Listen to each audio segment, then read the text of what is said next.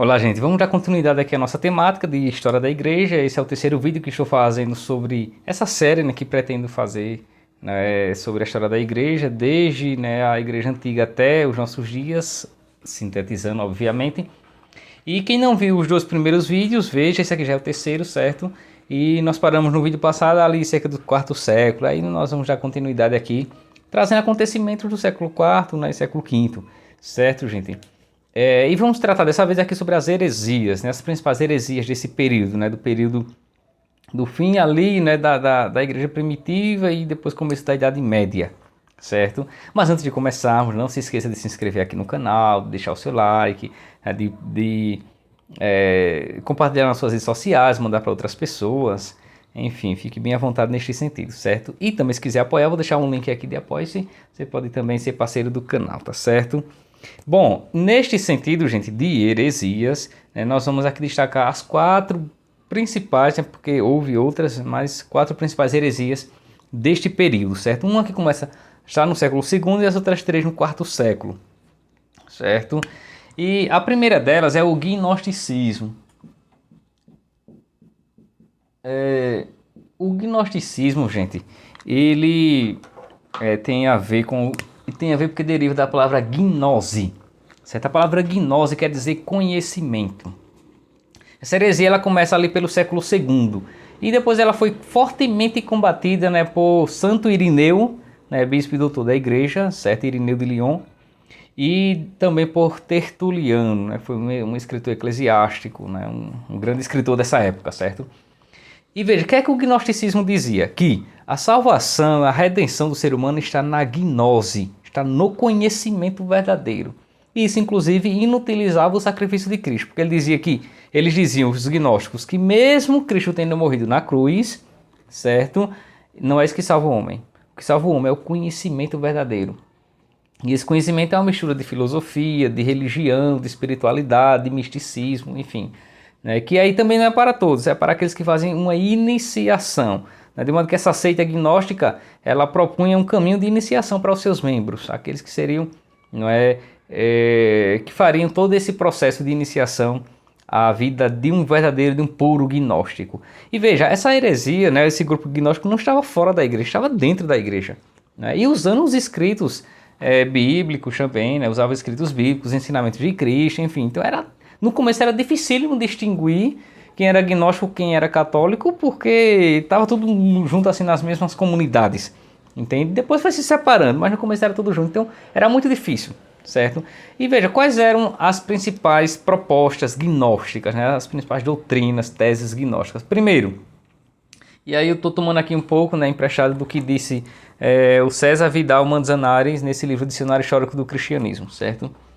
Primeira coisa, ele diz que os gnósticos defendem que o mundo material é um mundo inadequado ao homem. Né? E é próprio do gnosticismo um desprezo pela matéria, uma vez que eles supervalorizam a gnose, o conhecimento. Certo? Então o mundo material é mal por natureza e por isso é inadequado ao homem. E com esse desprezo à matéria, aí vai desprezo ao matrimônio, desprezo a tudo que for material. Tudo que tiver assim, uma dimensão material, há um desprezo, certo? Depois, há também a exclusão, né, da ideia de pecado no sentido cristão. Né? Para eles não há essa ideia de pecado no sentido judaico-cristão. Terceiro, que a gnose é a única forma mesmo de salvar o homem dessa condição, né, de deterioração do estado atual, né, do mundo material, certo? Só pela gnose é que o homem consegue se libertar disso. E quarto, que a moral não é mais importante do que os ritos iniciáticos, né, da seita gnóstica, certo? Então, nesse sentido, né, os ritos são mais importantes do que a vida moral. Né, a vida moral. E por último, né, a sensação que o gnóstico tinha de fazer parte dessa elite, né, de privilegiada, aqueles que seriam salvos graças à gnose, certo, gente? Então, isso foi fortemente combatido, né, por Santo Irineu e Tertuliano, conforme já disse, certo?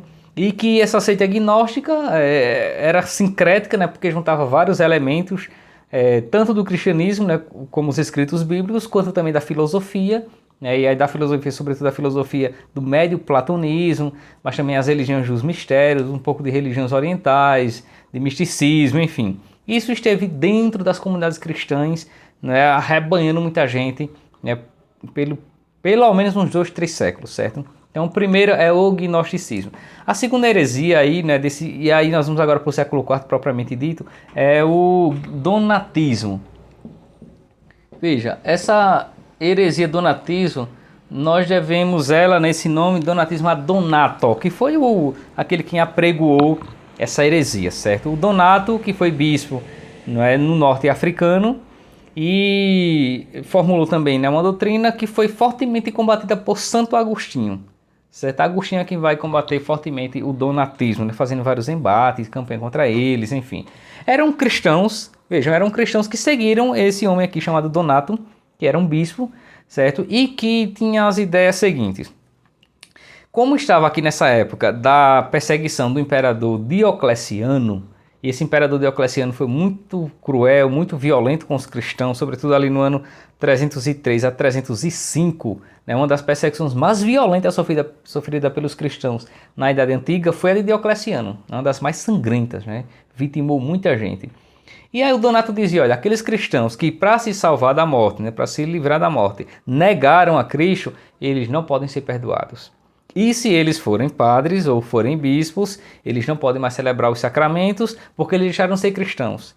Então teriam que ser rebatizados e reordenados, porque anula todos os sacramentos que eles já receberam.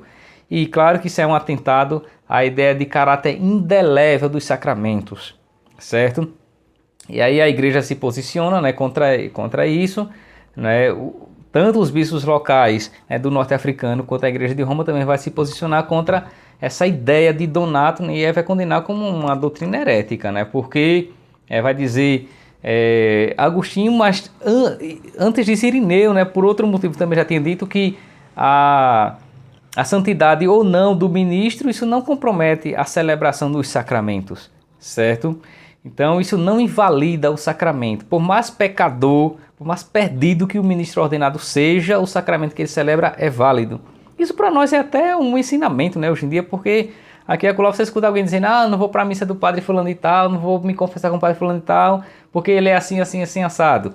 Não, negativo. Ele pode ser assim, o problema é dele, né? Quem vai se ver com Deus é ele. Se tiver de ir para o inferno, quem vai é ele. Mas o sacramento que ele celebra é válido. Certo, gente? A confissão que ele celebra é válida, então a gente não pode fazer essa distinção não, porque quando ele celebra, né, quando ele age ali, né, ministerialmente, ele age em persona Christi, ou seja, na pessoa do Cristo, na pessoa do Cristo cabeça, certo?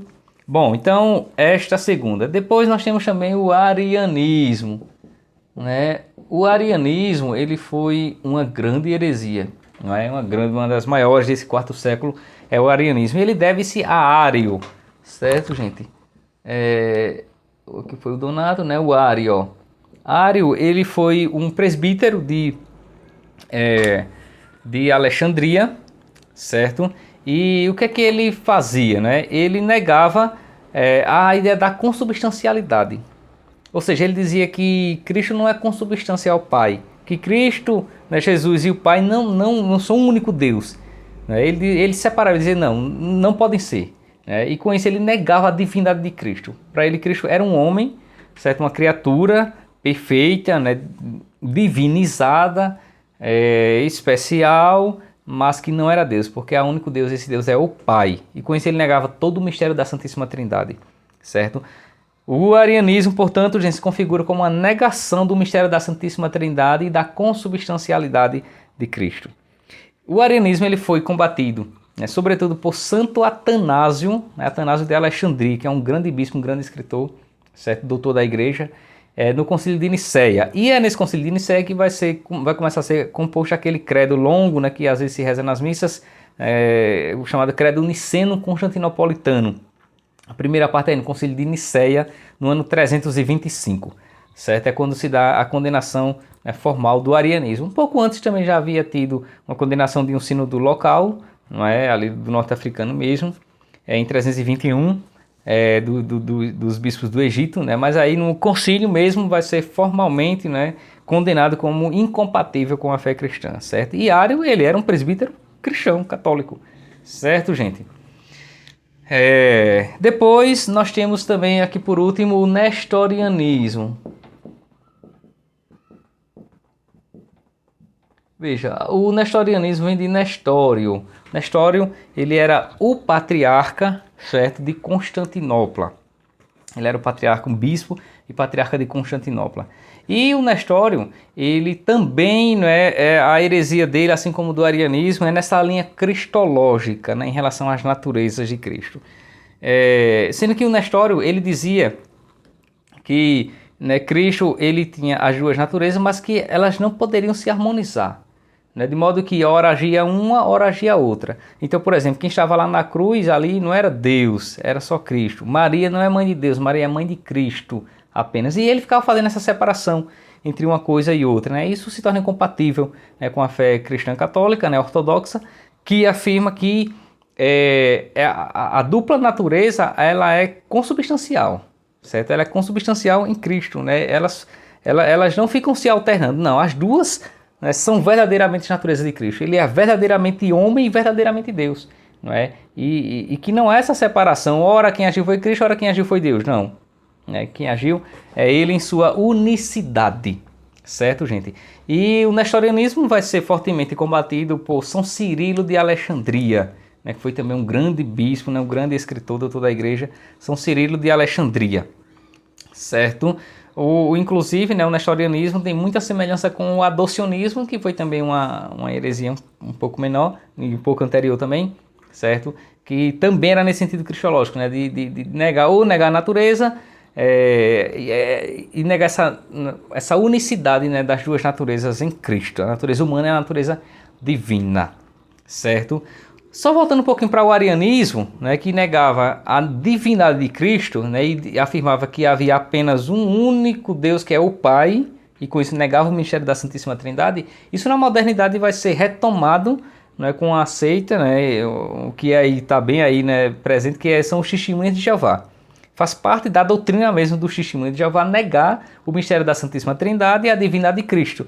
Para eles há um único Deus, que é o Pai, e Cristo não é Deus, Cristo é um semideus. Inclusive mesmo na Bíblia, né, deles, do testemunho de Jeová, quando se refere a Cristo como Deus, eles sempre colocam Deus com D minúsculo. Em todas as passagens que falam de Cristo com Deus, né, como Deus, ali eles colocam D minúsculo, justamente para negar essa ideia de consubstancialidade, né, e a ideia de trindade, certo? Isso vem desde o fundador deles, né, o Charles Russell, ali na segunda metade do século XIX. Isso não foi senão uma busca, né, uma retomada do arianismo. É um arianismo moderno.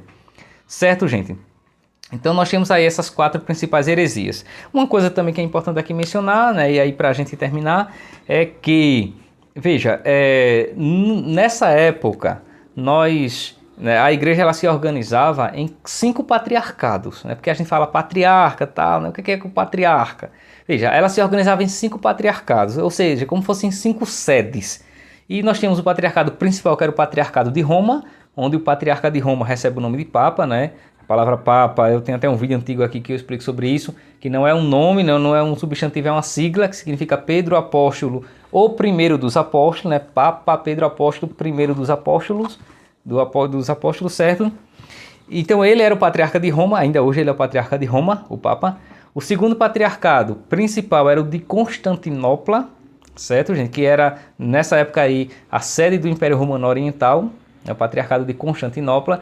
Depois o terceiro patriarcado era o de Alexandria, no Egito, né? Porque Alexandria, a cidade de Alexandria, era uma cidade cosmopolita, era a capital, uma das capitais intelectuais do mundo antigo foi Alexandria, importantíssimo, né, para a cultura, né, literária antiga, para a filosofia antiga, certo? A cidade de Alexandria, no Egito, beleza?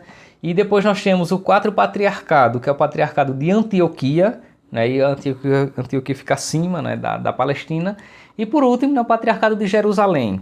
Esses são os 5 patriarcados onde a igreja estava sediada. Agora, todos eles, né, tinham assim como patriarcado principal de Roma, certo? Roma sempre foi o patriarcado principal, né, ao qual todos os outros se submetiam, todos os outros obedeciam, certo? E aí a ideia do ministério petrino, que aí lá na frente eu devo fazer um vídeo sobre isso, a ideia do ministério petrino, o ministério do Papa. Certo, gente? Bom, então fica aqui, né, um pouco mais sobre a história da igreja, nosso terceiro vídeo. Se você não viu os anteriores, veja lá, porque a gente vai estar aqui fazendo uma série, né? Tá um espaçamento um pouco grande entre um e outro, né? Porque os estudos, né, corre aqui da vida e tal. mas à medida do possível vou estar parando para fazer essa continuidade, para que você tenha, né, um conhecimento sobre a história da igreja, sobretudo você que é católico, né, ou você que se interessa por essa temática, que gosta de história, né, enfim, tá certo? E a gente vai ver que a história da igreja ela se confunde com a história universal, né, porque como diz o historiador Thomas Hood, né, a igreja católica foi ela quem construiu de fato a civilização ocidental, então faz parte, né, da história universal e da história ocidental, a história eclesiástica, a história da igreja. Tá certo? Então nos próximos vídeos nós vamos começar a comentar aqui sobre temas, né, que aí se seguem a isto, tá certo? Então, né, deixa o seu like, deixa o seu comentário aí, perguntas também, caso, né, fique com alguma dúvida, que a gente vai responder na medida do possível, tá certo? E, né, aqui foi o canal Apologia Veritatis e eu, Cleibson Américo, não falei meu nome no começo, né? Muita gente aqui já sabe, mas de repente você viu pela primeira vez. É isso, né? Cleibson Américo, sou professor de História e de Filosofia, tá certo? Então um grande abraço a todos e até o próximo vídeo.